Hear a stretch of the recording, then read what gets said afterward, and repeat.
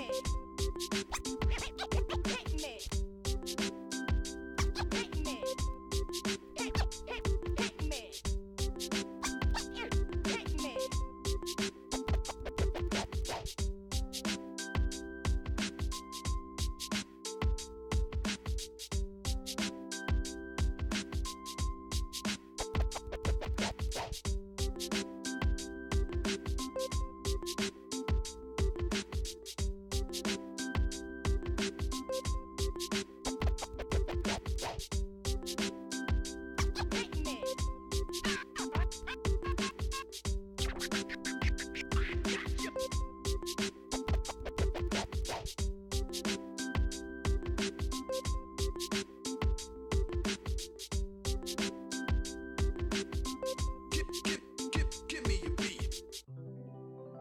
Oh my god, here we are again. It is Inside the PFL. I am your former champion, Elzubador Joe, joined as I am ever always by Sheriff Director of Entertainment, regained his title even after the 700 Club lost this week, Mario. Howdy. And of Kroos, Manny. Ew. Co-commish Manny here, of course. Week 6, last of the Mohicans, last of the bye-week battles. Here, half the league did not battle. They got to watch a bunch of fucking pummelings, which we will talk about. Manny, first off, what were your thoughts on Week 6? Dude, I'm so upset I wasn't in here, man, because I would have guaranteed at least a +1 instead of the garbage that was being thrown out today or last week. My goodness. Maura, your thoughts? Bunch of trash. Harsh words from the gentlemen, my co-hosts here. Let's go ahead and go. Seriously, we have a possible EV scandal. Fucking Kyle reading Jack like a book.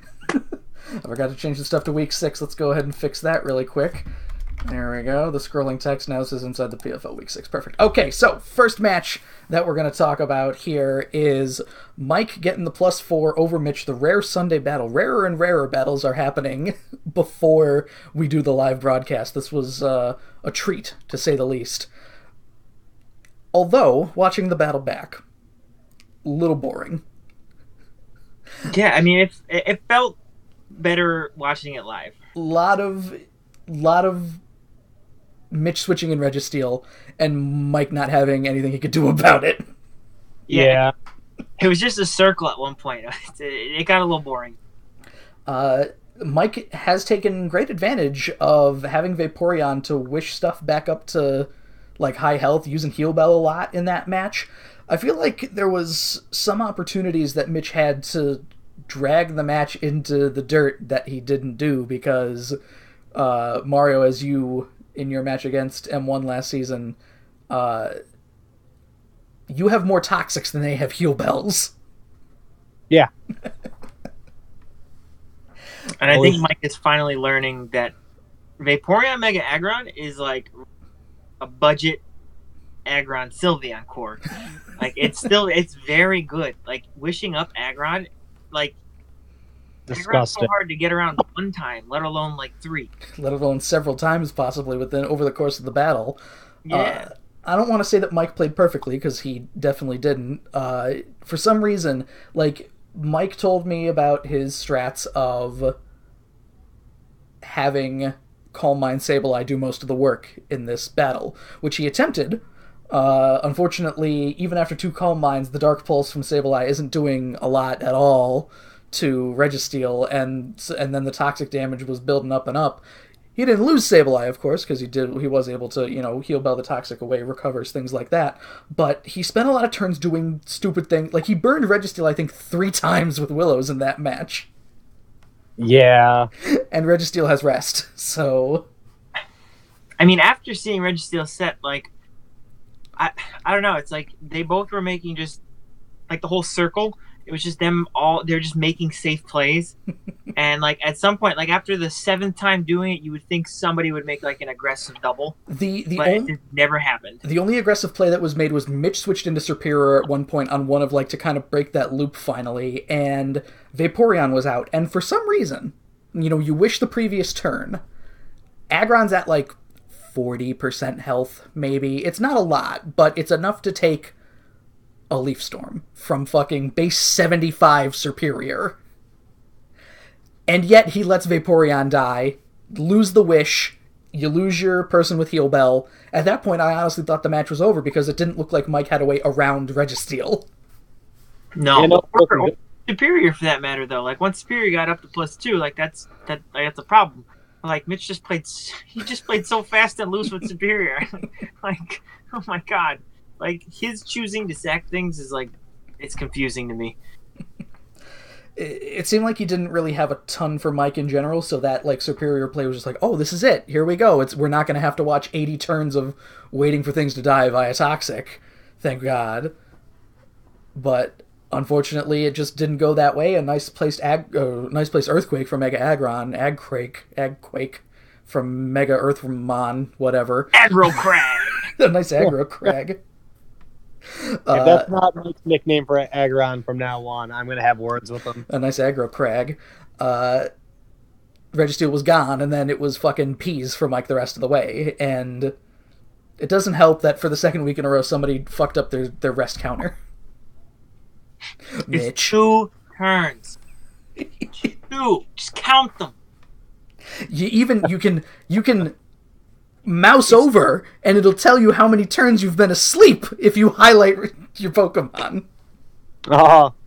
It's well, the shit. turn you go to sleep, then the next turn is 1, the next turn is 2, and then click an ability or click a move, because then it's going to wake up on that 3rd turn. You just click rest again. God. That's the way you do it. Should've went with Curse. No, he didn't need Curse because he had Seismic Toss. He wasn't doing Iron Head. So, never mind. I love Cursed Registeel. I've been a dissonant voice in terms of Registeel, but I think that what Mitch has done with it this season, of it just being in the way, all it really needs to do is be in the way. I severely dislike Pokemon with such small offensive presence, but at least with Toxic and Seismic Toss, you can apply a decent amount of pressure and do something. You can apply a little bit, yeah. And you do have a semi-reliable heal with rest. But either way, Mike getting +4 on that one, and setting the +4 is the lowest anybody won by this week, by the way. So setting the standard for the week ahead. Unbelievable. Little did we know. Little did we know. No +6s, thankfully. But next up, we've got a match that was confusing, to say the least. I'm still racking my head around it. M1 getting a +4 over Dave. Now, Dave is using the core that I believe you were thinking you might have wanted to draft at one point before this season, Manny, of Chansey and Mega Sableye, but it's very difficult for Chansey and Mega Sableye to be effective when you lose Mega Sableye turn 1 to a Hyper Voice from Sylveon. Which is beeline. Again, like, we were doing, that was the first battle of the live broadcast, and, like, that was such a easy switch in Chansey. Like, Sylveon gets there's no move syndrome with Sylveon. Like, Sylveon's using Hyper Voice, it's using Wish, like, that's it. So it's like, there was no crazy tech that's going to come out of Sylveon, so just switch into Chansey. Like, I don't know, like, was he going for, like, Prankster Toxic, and he forgot that it, like... that you don't have Prankster? I don't get the whole, let's just stay in here. Yeah, there was no point in which he should have stayed in. You don't, even if it was Prankster Toxic and then it was dead. No man, it really made no sense to me. And that's just that. Believe me, that was turn 1. This match was maybe 25-ish turns total. I didn't check, but like from there on, every turn got subsequently more confusing because. Oh my god! Yeah. So after that, you've got Talonflame. He sacks Sableye, immediately goes into Talonflame and hits Swords Dance. And at this point, Yes. me and you are freaking out because we're like, yes, the tides are turning. He has nothing to stop Talonflame. And it must have been a Z-move user because we saw that Azumarill had a 50% berry, but unless he had like Z-Fire and he thought like, oh yeah, I'll just do this right here. Swords Dance Talonflame, again, everybody should know, Talonflame's got this super cool ability called Gale Wings, where if you have full health with Talonflame, flying moves always go to +1 priority. They're basically, E-Speed is the only thing. Free! Yeah. It's free real estate. It's free real estate. You're on +2. Yeah. Z-Brave would have blown something back. Here's my question, though. If you're using Z-Brave Bird, say, for some reason, would that not be affected by Gale Wings? No, because Gale Wings is just flying type attacks, right? I think. I don't know. I don't know. That's why I'm asking. I don't know. I honestly don't know. I'm Let trying me to go to the old internet. You continue your discussion. grasping guys. straws, rationalization, because even then, you look at those base speeds. It was against Salazzle. Like it had to. Like if he used the Z move there, he would have been using Z Fire against Salazzle, right? Like Which also makes no sense. so. What's the speed difference? What's the base speed difference? Talonflame's like 126. Yeah, and is Blaz like 115? like 113 or thereabouts. Yeah, some arbitrary teen number. Yeah. That's not 126. Yeah, so even then, It should have went first. if there was no way Salazzle would have went first, unless, of course, there were no speed EVs in Talonflame, which is very possible that there were just no EVs at all on these Pokemon, which is not a mistake I even made. And this is Dave's 4th season? Yeah, man, these things happen. I don't know. The rubber, don't salt the wound. I'm not right? trying. I'm not trying to. I Sounds a bit like you're trying to. I want to know what the reasoning is. That's Probably just forgot. like. Oh, Mike's in the chat. Hey, Mike, how's it going? Yeah, Mike, we worked it out. There were probably no EVs on any of Dave's Pokemon. Yes, Manny, you're raising your hand. I figured it out, guys. Please let me know. Z moves. There's a tiny text note on Z moves. Z moves are not affected by any secondary effect in the game, so Z Fly would not get Gale Wings bonus priority. All right, but Talonflame's still faster than. That's No, I'm just saying, like he probably just I Z move appreciate and then the didn't insight. get the speed bonus. but generally understandable. But either way, probably no. Because I would have just clicked the Z move too, because like that makes sense. Like, oh, flying moves, Z Fly, we're good. But apparently, Z moves do not carry any secondary effects. So, And no, Mike, this is the only, as far as I could tell, this is the only time that Dave never brought any EVs. So, moving on, Salazzle is still in, I believe. Or it switches in at some point later against Chansey. Because Chansey is obviously, it's a terror, it's tough to get rid of, and you start to look for... Because I did this with Cryogonal a few times, where Pokemon that you don't expect to have knockoff, you switch that into Chansey just so it could feel safe, and then you get rid of the Eviolite. However, Salazzle's base attack is somewhere in the 50s or 70s, I want to say, less than Keldeo. it's like barely stronger than Torkoal is fast. And Salazzle hitting knockoff on Chansey. And we saw this with... Who had Chansey last season? Did Mitch have Chansey last season? I think so, right? Yeah. Where Mitch didn't know, and possibly Dave didn't know, if you don't put... Like, you see the 5 defense, and you think, what difference will it make if I put EVs in there? It makes all the fucking difference. in the world. In the world. Because a knockoff, normal full HP, full defense, bold nature on Chansey. Standard Chansey. Standard Chansey. Standard Chansey. It's defense Chansey. Stansey. I looked at the calcs.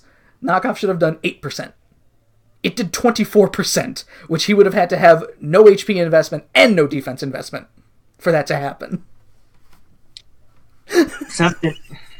This was like when I lost to Tyler that one season. I was like, this shit doesn't add up. Yeah, big ooh. Yeah, the only... except instead with Tyler where he was putting in too many EVs, Dave put in 0 EVs. I don't know. That poor guy. I don't know. Basically, I would say that Scarf Tyrantrum was the hero in this match, but I mean, it did what it needed to do, basically. Yeah. And then what was Rotom's? Did we talk about Rotom? So, Rotom... Why was Rotom... Why, it was Scarf Rotom, because that's it was only could have outsped Staraptor. Unless Staraptor just had a negative nature or something, IVs. But then he was slower than Scarf Tyrantrum when he shouldn't have been. No, this is where, like, this is... Was he just, like, 0 EV Scarf? Oh my God. Honest Scarf with, like, HP and... Because at least that makes a little sense. I'm... My rationalization is Dave just didn't put any EVs on any Pokemon. That's all I can... That has to be it. That's the There's only... too many weird things. Only explanation. So, either way, and even though this was the case, M1 still only managed to get a +4, which was good, definitely, but if you're facing an opponent with 0 EVs on their Pokemon, you might want to win. Yeah, right? Granted, one of them was, we don't know if Rotom is Scarfed, oh he is, that thing's dead, and one of them was switching in non-transformed Mega Mawile, who has absolutely terrible special defense, which is a mistake. That is a legitimate mistake. Terrible play.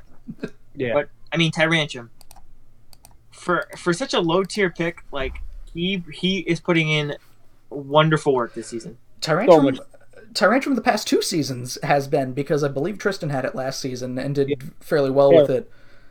And that was the season that we moved it down to 60. Nobody touched Tyrantrum when it was 100. So it's quickly become a mainstay of a popular tier 4 choice. It's worth 60 points, man. This is what we wanted. And to think, I believe Tyrantrum was like at one's 4th pick for a dragon because something else got snapped up instead. So it's working out for him. Yeah. I just can't believe he didn't miss all those head smashes. Well, he missed one. 85% may as well be 0%. Yeah. So next we got Drac +4 over Dan here. I don't exactly know, because there are 2 things that we know. Tristan has a Trick Room team. Dan has a Rain team. Dan's doing this weird thing with his team building where... He doesn't bring Rain. Not that he doesn't bring Rain, but you bring Rain, but you don't bring Kingdra, or you bring Kingdra, but you don't bring Rain. Like, I think he's only brought them together once. That's confusing. Because, I mean, Critdra is a gimmick. In the flattest... To be fair to Dan in this battle, he had a good setup, at least. He got a Paralyze on a Body Slam from Jirachi on Araquanid. In comes Kingdra. Kingdra hits Focus Energy. But then you use Outrage. Why are you hitting Outrage when, like, the guy in front of you had, like, 30%? So you're telling me that, like, you couldn't click any other move? Well, what was the other move? It was Iron Head, right? Yeah. So Focus Energy, Iron Head, Outrage, and what was his other move? Presumably Waterfall, which, understandably, against Araquanid, I mean... Can't do either of those 2 moves. It could be Water Absorb, it could be, I mean, crit Iron Head with Sniper? 30%. A crit Waterfall is not going to do 30%? Well, it didn't. You never know. You never know if Araquanid has Water Absorb, even though it's probably a lot better to use Water Bubble. But true, that's still something. That's not a risk you want to take. I don't think. So I understand why he used Outrage. It could have been a thing where once he was in, he realized, oh wait, I can't hit Waterfall because he might be Water Absorb, and I can't hit Iron Head because he might not die. So. It's a shame because he uses the Outrage, gets the crit kill on Araquanid, and then immediately loses to Comfey, who, by the way, in this match, put on the finest of showings. put the work in. Love. I did a short little stint in a lower tier. I forget which one. I think it was Yu, and Life Orb Comfey is an absolute terror. Like priority Life Orb Draining Kiss, that shit hurts. Yeah. That it did a lot there, and unfortunately, like Dan didn't really have anything for it. Like he was able to hit it with acrobatics from Torn, but it wasn't enough to kill. So he just kept like Giga Drain, Draining Kiss, just all these things, just getting it back up slowly, more and more, and made it almost impossible to take out. Comfey, man, like how do you like? It's tough when Comfey's doing a butt ton of damage and then healing back like 20-ish% every time. Like it's really hard to break through, especially because you probably don't have to put like any speed investment in either. He's probably really, bulky no. as crap. Yeah. So, Comfey, another pick that was, a part of the Make Tier 5 Great Again initiative. Make it Tier 5 great! Make it great again. Make the lower tiers great. We also got to see in this match a weird Trick Room A Golem play, which, if not for Umbreon, probably would have been more effective, but at least it did something. Yeah. How about that? I was hoping that was going to work out a little better than it did when I first saw it. I got a little hype, and then I was like, "Oh, that was deflating." but yeah, as Mario was saying, what was Throat Chop for? Mario, I looked at Drac's team, and I don't know who he had with voice moves. It probably wasn't that kind of tech, because what's Throat Chop's base damage? It's high, right? Like 70 or 80 or something like that. Yeah, he probably just decided, why do it off their attack? You know what I mean? Foul play is the obvious move he should be running. Yeah, I think foul play is just better, though. Yeah. Foul play would have done way more damage. Like, if you're not going to put any investment into him, why are you... Like, just because it has a higher base power, like, think of... Doesn't, though. Like, Foul Umbreon as, like, a whole, though. Like, if you're not putting any investment into Umbreon, like, then why... Like, what's the point of running something with a high base attack? Just run foul play. Yeah, there is none. or toxic. 60. Or toxic. Do anything else. And we got my favorite thing. This has been possibly, I don't want to say every week, but it feels like every week Mega Gallade is out. Mega Gallade is facing down something that would be weak to a fighting move. You have a ghost in your back pocket. Switch in the ghost. Knock off. Sorry, the ghost is gone. Sorry, goodbye. I made the easiest read in the world. He was just baiting him in. I can imagine Drac just sitting there just yelling at his screen, "Do it!" Like, this is one of those plays. We'll see this in a lot more in the match with Kyle and Jack, but when you force your opponent into making what they believe is the safest move, if you have something in your back pocket to counter that, it leads to situations like this, or where in the match we didn't mention with Mike and Mitch, Hitmontop is out, and Mitch has a few Pokemon that would, like, against Registeel, and has Pokemon that would resist close combat. So instead of that, Mike goes for Stone Edge and immediately kills Altaria. Yeah. That's like the first thing I do after I decide the team I'm making. I look at my members and I'm like, well, who switches in here and how can I punish that? We did mention your match, Mike. You're late. You're late getting in here. We talked about it first because it was the first match. But either way, you're gonna have to wait till we finalize and then watch the whole thing over again. Yeah, stop battling early if you want to watch your shit live. So basically, that's Drac got a +4 over Dan. Dan is starting to slip a little in Stadium. It's going to be tough for him to overcome either M1 or Kyle at this point. Possibly I could see him making a late game stretch to get ahead of M1, possibly, depending on how that goes, but the road ahead is where we might be looking at another 4-5 run to the championship. Oh boy. I mean, things on our side of the bracket are getting pretty tight. That's true. If I win one more game, I'm pretty sure like that almost mathematically guarantees me a spot. And that would eliminate like 3 people from contention. from contention already. So Yeah, you'll at least be the 1 or 2 seed more than likely on your side of things. But finally here we've got Kyle over Jack +5, a battle that was a little tough because things happened in this battle where, much as we stated, if you force your opponent into situations where they have to switch or they lose a Pokemon, and you just make the easy read, you can get I wouldn't say the best option, but like the most preferable outcome almost is just killing something on a switch, because like suddenly if you're switching in an answer, especially now, that answer's gone, and what are you gonna do? like making like even like a neutral ground play. Like he just locked Kyle. No, not Kyle. Kyle just locked Jack straight down, and Kyle's team is very like unforgiving in the sense where like once you're stuck in that stupid tank loop, like Kyle just like he's like an anaconda. He just squeezes you until you have no life left. Because it's just so annoying because it's like 2 Pokemon. You're like, fuck Slowbro, fuck Amogus, fuck this is stupid. You can't get around them.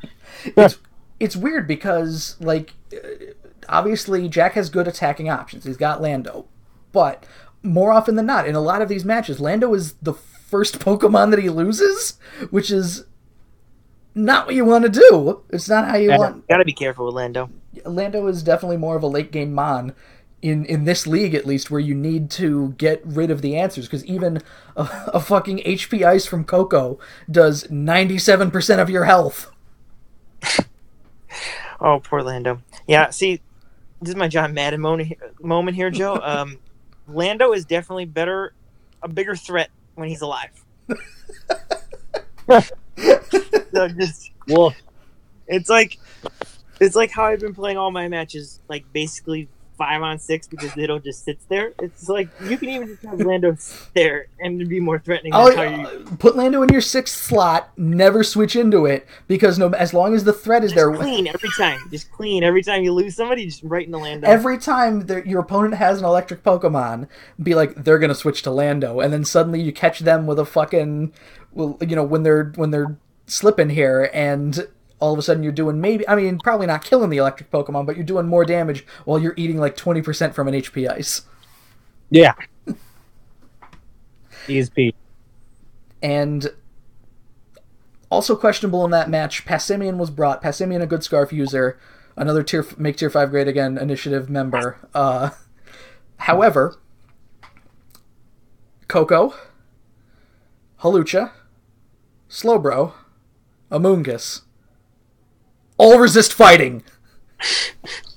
He was basically just a U-turn bot. It felt so bad. He basically just came in and just took U-turn for 2 damage. Like, Mega Blastoise and Hydreigon were the only things that would have been not even afraid of Passimian, just that probably wouldn't have want to been in there with him, but like it's so easy, especially with... What?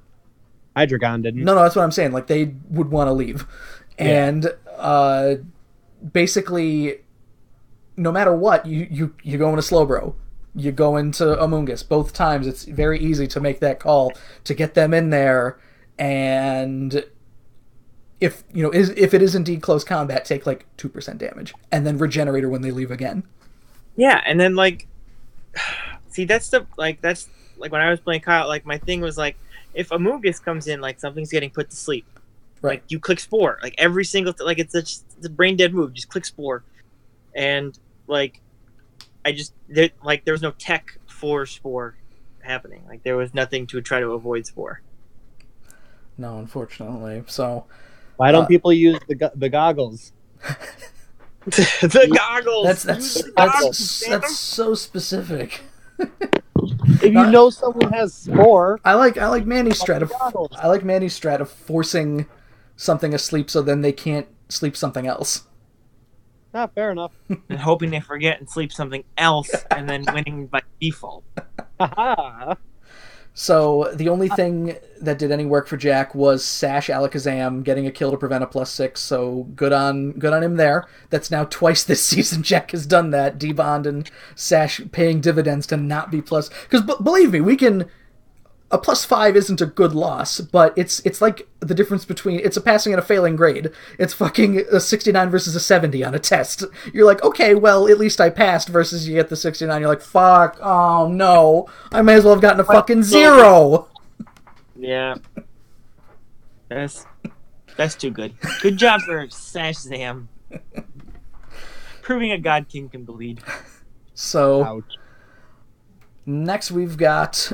Let's talk about some trades and pickups, because there were a few trades and pickups this week. Manny, we'll talk about yours first here. You made a few changeals, so if you don't mind letting us in on that, please go right ahead.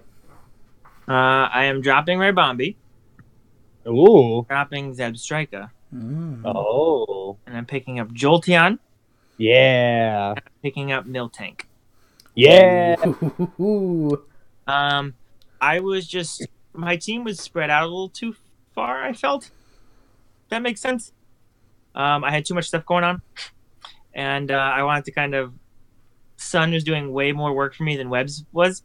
So I'm still going to run bulky offense, but I'm going to kind of just... I couldn't run bulky offense, Webbs, Sun, all at the same... It just wasn't happening. So I decided to make my team a little bit more... kind of well-rounded and bring in Miltank, because Miltank gets a lot of tech that's super useful, like an extra Rock Springer, so now I don't have to put it on Torkoal or have to put it on Crook, so I can run more offensive Crook sets and things like that now, so I can bring Crook a little more. The biggest thing was I was trying to find a little more power, so Jolteon is definitely... He's faster and stronger than Zebstrika. His coverage is, not as good as Zebstrika, but, I mean, I'll take it. You're going to be bringing Signal Beam a lot. He's got Electrode tier coverage, basically. Yeah, he's got standard electric type coverage, basically nothing, but Without exploding. he's stronger though, so that always helps. So I'm not forced to run like specs. I could actually run other things on Jolteon and be fine. I'm sorry. Yeah, You could still run specs and be. Yes. I want to keep my speed tier. So Jolteon was a nice pickup, and Miltank's base 100, which is fantastic. Sneaky fast. Yeah, that sneaky fat ass. But I just wanted to transition my team to being a little more bulky. Miltank helps that out, and just a little more, well-rounded and strong. So I can run. I was talking to Joe that I really couldn't find a reason to bring all my bulky offense at one time. But now without Raybombi, I think I can. I'm surprised, because I know that your strat before the season was getting 2, potentially 3 Sticky Web people. Yeah, but then Sun just fell to me, and Right. Sun is so much fun. Strange how things work out. So, pretty good changes. I always approve of Miltank. Jolteon's good. I don't know if I feel like I like Zebstrika more, but I know what you're going for. Yeah. And I needed something, and I just felt like that was the best change I could make at the time. And now Thomas making some changes here. Oh, the waves. Going hard, because it's a weird thing to say, but at 2 and 3, he is in prime position to possibly be a 3rd or 4th seed. So on his side of the board. So making I think necessary changes. First, he's dropping Blacephalon for Tapu Fini. It's amazing that Fini was not taken in the draft, because it's so good. Top 5. Weird. Easy. Blacephalon, I think Thomas experienced it much the same way I did, where underwhelmed, I believe. You talk about being whelmed by Pokemon, Manny. Blacephalon is, depending on how your team construction is, can be a square peg in a round hole, where you need it to do something that it just cannot do. No. Yeah, it's it's a snowball-y kind of guy. It's tough to make him. It's tough to start it off. Right, and it might just be that nobody with a high enough Pokemon IQ has had it to build those teams. I'm sure it is. Blacephalon, in the right circumstance, can be very good, but unfortunately, it was not this season. He gone. As he now has a Fairy and Tapu Fini, he drops. So Clefable was, keep in mind, Thomas's first pick in the draft. So dropping that for Weavile, a Pokemon that I know that Mike does not think is worth 160, but Weavile is fast. It's got a great stab combination, and it may be made of paper, but it could put in some work. Weavile is definitely he's a Pokemon that carries a lot of gravity with him. Like if you're not ready for Weavile, he will run through any team with that coverage. With, Yeah, it's disgusting. with knockoff, with like some weird coverage with like low kick and his ice coverage, priority move. Like he gets a lot of cool stuff like poison jab and whatnot. So Are surprisingly real good. high base attack, high speed, where he can run band because he's so fast. He can run like he just really bumps up your speed tier, and he's so powerful. He's a great, basically anyone. Like he's a great lead with fake out. He's a great mid game play because of fake out, and like late game, he's so fast and strong. He just run through you. A bit of a glass cannon, but when you have P2, when you have Mega Steelix, when you have a bulky Blastoise, when you have Electros and Tapu Fini now, yes, all of those can cover Weavile well, I think, or at least kind of be a potential switch for something threatening it. I like Thomas's new team with the two remaining things we're going to talk about. Right, he dropped Silvally, which Silvally, you had Silvally, Manny. You could speak to this more than any of us. Was he just not really using Silvally to its strengths, do you think? Silvally is like, it's a weird mon to own. I had most success with Silvally when like you just like Silvally has the craziest ability. He just picks one mon and he 1v1s it, and like I just felt like Thomas wasn't abusing the best part of Silvally is you get every type. So like by picking threats and just making it so like, yeah, this threat can do absolutely nothing to me now. I just don't think he used it the right way. But I mean, it's definitely like if you don't use it in like a tanky fashion, it's very underwhelming. And it's similar to Mew, I think, where it might end up kind of it can do so many things, but it ends up doing nothing. Kind of working for you in one specific way, and then you kind of force it into that role when it can do a lot more than that. And after a few times of it not living up to expectation, kick to the curb. For Shaman, which Shaman was a Pokemon that Thomas has had before, I believe. And Shaman's, I'm not a big fan of Shaman. Seed Flare can be fine to lower your special defense, but like, I don't see the appeal of Shaman compared to something like a Victini.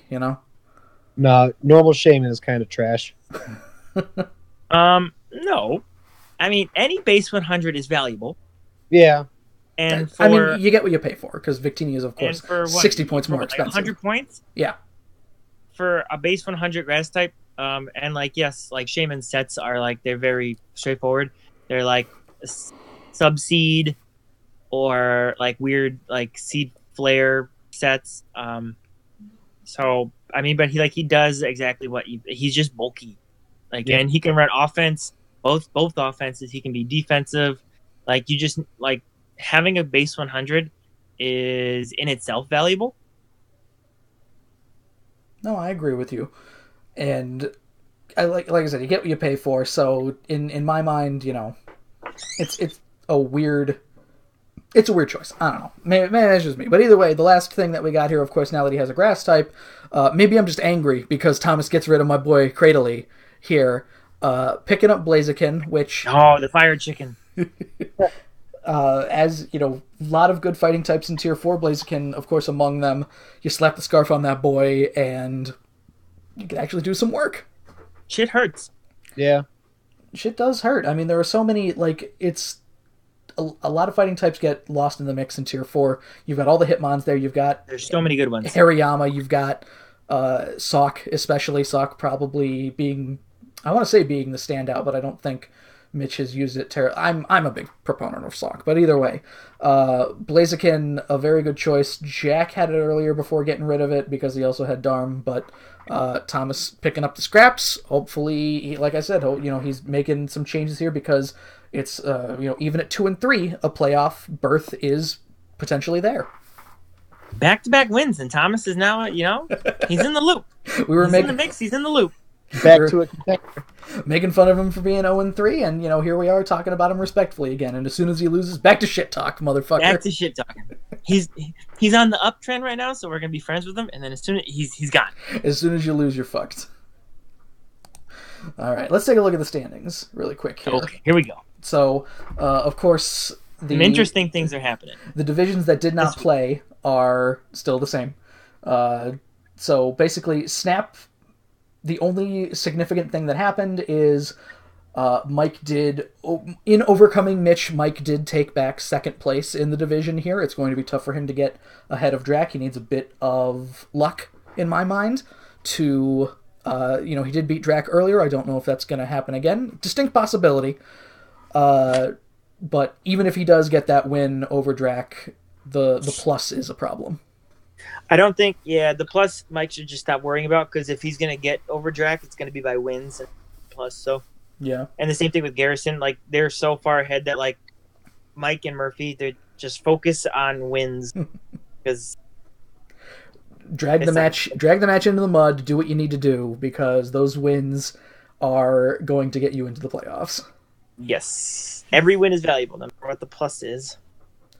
Drac's win putting him nearly at twice the plus that Mike has at plus 15, so he's high up there. And amazingly, M1 starting the week, getting the plus 4 this week, you think it's enough to get him ahead of Kyle, but Kyle's like, you get a plus 4, fuck you, I get a plus 5, still in first. Oh, Kyle, he's too good. Dan and Dave now definitely, I'd say anybody who's 1-4 at this point, other than me and I forget if it was Mario last week or Mike. I forget who I did inside the PFL with last week. Just saying that at 1-4, the only person who I'd be afraid of still is James, of possibly making the playoffs. Yeah, but here is what makes this week very interesting. So there's 4 slots to get into the playoffs on Stadium and Coliseum side. If I win, the minimum I can get now is 3 losses. And there are lots of people with 4 losses.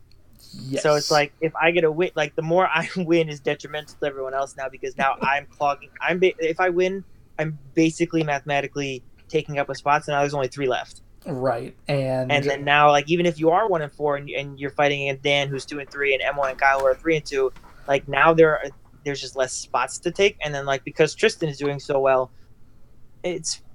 he's close to locking up his spot too. So now there's only going to be 2 slots left. One of which has to belong to the person at the front of red. Yes, so then and then the 3rd slot will go to either Kyle, M1, or Dan. So then now there's realistically, like, if me and Tristan both get wins this week, there's realistically only 1 spot open on our side of the race, and the rest is just how me, Tristan, Kyle, M1, and Dan are going to finish. Especially if Kyle and M1 are facing each other, but whomever is at 4 wins it's not looking good basically for James. After this week, we'll see if there's some kind of mathematical. These next 2 weeks are going to be absolutely huge, because, like, if M1 or Kyle, like, because they're facing each other this week, right? Yes. So, like, that's gonna be huge. And if like Kyle gets that win, like, and it gets like 1 more the following week, like, these next 2 weeks are going to be absolutely huge. Same thing can be said on the other side of the coin, where you've got 3 people at 4-1. So suddenly, I mean, Mike and Mitch could be interchangeable necessarily. It's not safe. The division Snap is not safe yet, I wouldn't say. Garrison seems to, I would think, be catchable, but I don't think he's missing playoffs at this point. I don't foresee it happening unless he, like, a fucking meteoric fall to 4-5 or something, which I just do not see happening. No. I think because of how far everyone is, like, if Garrison wins this week as well, I think Garrison's basically a lock for that top spot definitely in Trozy. But yeah, I like Snap that's anyone's game. Well, let's take a look at the Conference Cup then, because there were some movers and shakers in the Conference Cup. A big week there. The +4. Oh no, did I not update this properly? Oh well. The +4 from Drac's win, putting them ahead this week. Coliseum and Snap going head to head in the Conference Cup We'll talk to that. We'll see what happens. My boys in blue better come out big this week. Even right? if Coliseum wins both of their matches, it's possible that they might not be ahead. So I'm going to prep for 3 matches. That's something to look out for. And then the the +5 from Kyle putting Stadium's not out of it yet. They're at 6. They've still got, they've only got 2 weeks left, but they are, I believe, the people that battle. I think they have 4 battles in week 9. All 4 of their battles are Conference Cup battles, so you never know what's going to happen. I think that it's still all very up in the air, but it's probably going to be Coliseum or Snap. I don't know, man. Coliseum, we started off strong, but we're fading hard, dude. my boys in blue are letting me down. All right. I thought I could at least count on James, but apparently that's not happening this season. What a season James is having. Potentially a worse season than when he drafted all tier 5s. All right. Last but not least, we got the Conference Cup. No, not the Conference Cup. We got the commish picks to talk about here. And the week ahead. So last week, I believe possibly the first time, this probably shouldn't even count, but for the first time in commish picks history, I went 4-0 with all my picks. Manny, you went 2-2, and Mario, because you chose a draw for Mike versus Mitch, you went 3-1. Not bad. I'll take it. I didn't even see you put in draw. That's such a big dick play. So Manny, you and I are tied 23-17. Mario, you are trailing very closely 21-19. So this week here we have got first Dan versus Dave. I feel like it's a match with almost no. I mean, if Dan wins, and spoiler alert, Dan is still very much alive. Yes, I shouldn't be speaking, but he's alive. This is the champ I'm talking about here.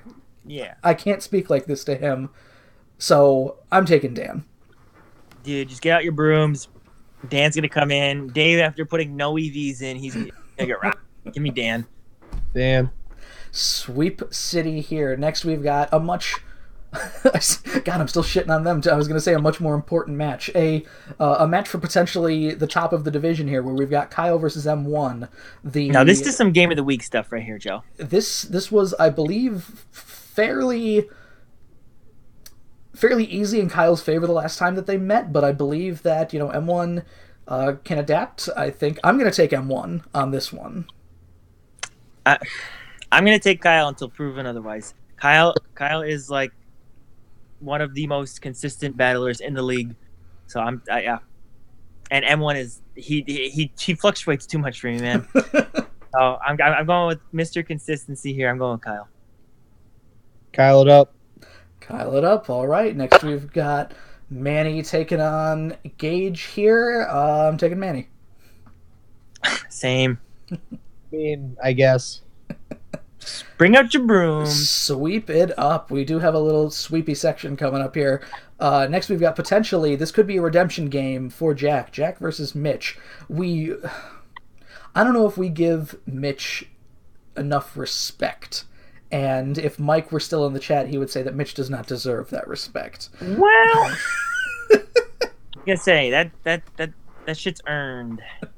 But even though I say this could very easily be a redemption week for Jack, I'm taking Mitch on this one because Jack still sort of has, in the same way as Mitch, much like the Mitch versus M1 match, 2 people that still, I believe, have a lot to learn about the draft league. Oh yeah. Give me a one-way ticket to Sweep City, Joe.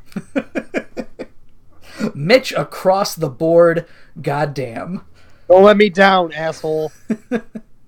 Next we've got here Murphy taking on Rob. I don't know if Rob's going to win this season, guys. Yeah. No. He's good for at least one. This isn't the week. This is not the week. I believe that even in the statistically worst battler we've had in the league, Derek, finished at least one of his seasons with 1 win. So this could be someone piloted it. That's because Thomas battled for him. Oh, you're right. Oh no! Assistant coach clause, and Thomas won. We got an assistant coach Rob, so he's not the Cleveland Browns. Yeah. I'm sorry. The Detroit Lions is the first in that category. So I got to take Murphy. Sweep it. Sweep it up. Next we've got here Garrison potentially getting a strong lead on the rest. I mean, he already has a strong lead, a stronger lead on the rest of the division here against Thomas. I'm picking the upset here because I need to make some bold plays to get ahead of Manny. I'm taking Thomas. Ooh. I like Thomas's new team. I think Thomas is also on a roll. So with that being said, I'm going Garrison. Yeah. Yeah. Garrison's team is just so threatening. Like when I was team building for it, I was like, well, fuck. How do I do this? I mean, to be fair, I shouldn't doubt Garrison because the only way that he has been beaten so far was by you using Swords Dance Keldeo. The absolute I had to dig deep in the bag, Joe. Fucking wild card shit you were pulling out on him. Yeah, man. And finally, our Conference Cup matches here. We've got Drac taking on James. I'm taking Drac on this one. I'm taking him +2. Ooh. I'm taking my boys in blue. I think Drac is going to win, but I'm picking James +1 because I need the points for Coliseum. James, because it's my boy. But I think what I give him +2. +2. So can I get like a double down? Can I get like half of a win if Drac wins? I don't know if that's what a double down is, Manny. Like, can I do something? Can I bet on both of them? You can't. Actually, the only reason I'm picking James is because of the Conference Cup. Betting on red and black does not get you anywhere, Manny. Damn it! Can I bet on green 00? Finally, we've got Mike with his eternal rival Tristan. I don't think Mike has ever beaten Tristan. Ever. In like 5 encounters that they've had. I'm taking Mike +3. Tristan's team is too focused. It's too there's Mike can't take it. Tristan is going to win by 3 or 4. You got +3, so let's put you down for +3. 3 or 4. You can't bet on 3 and 4. He's splitting it. Mario, can I bet on 3 and 4? Yeah, you're splitting it. If I'm at the roulette table, can I do that? Yeah, put him right in between them. You only get half a point. No. It's 3. It's full 3. I want the full point. And then what did I say? You said Mike +1. Mike +1. Yeah. The realistic one here. It's going to be a close victory, presumably for Mike here, but it's never easy. I might be wrong. I think it's so hard. I think when Mike and Tristan battled last season, Mike beat the fuck out of him, but I might be wrong. I forget. It's fine. Tristan finally has his hand on that trick room, dude, and he has like plus 17. Yeah, it's a lot. And his only loss is to this guy. So Tristan is big dicking it this season. So yeah, keep in mind there are 2 4-1 teams. Both of their losses coming from Manny. I shot him down. Bang bang. So with that, I think we need to just close the book on week 6 here. And gentlemen, as we move into week 7, the rematches have technically already started. I believe it's all rematches from here on out, or Conference Cup matches. So could this possibly be? I will ask, because I know what Manny's going to say. I know this. I'm going to ask Mario first. Mario, is this the most important week of the season? For some people. Oh, some people might be treading water a little bit. For some people, it could make or break their season. Manny, is this the most important week of the season? Joe, of course this is the most important week of the season, man. The rematches we are hot underway. The Conference Cup is like neck and neck. All right, we have some pivotal matches where playoff spots, Joe. We're talking playoffs? Playoff spots, Joe. I just hope we win a damn game. It's on the line, okay? All right? We're going to find out who we thought people were, Joe. And we let them off the hook. I'm excited because, yeah, we could be locking up playoff spots here, but only time will tell where things go for Inside the PFL. I am Joe. I'm Mario. And Manny. And all of you out there in Pokemon land, Pokemon Fun Land, look for those Pokemon Sword and Shield leaks. Enjoy your battles. Have fun. Good luck, guys. Peace. Bye bye.